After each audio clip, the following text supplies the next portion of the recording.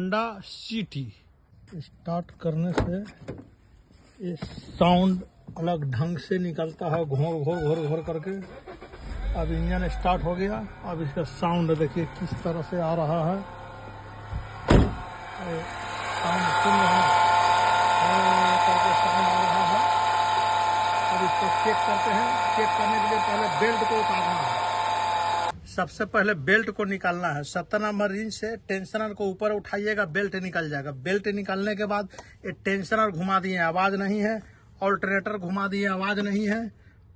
Water pump का घुमा दिए, आवाज नहीं है। एसी कंप्रेसर देखिए नीचे में दिख नहीं रहा होगा, ये देखिए एसी कंप्रेसर को जैसे घुमा रहे हैं ये घुर घुर घुर घुर साउंड आ रहा है। इसको काइंडली काम करवा देना है, नहीं तो एक सिस्टम डिस्टर्ब होगा, पूरा बेल्ट टूट के निकल जाएगा बाहर और गाड़ी रास्ते में खड़ा हो जाएगा। ठीक है।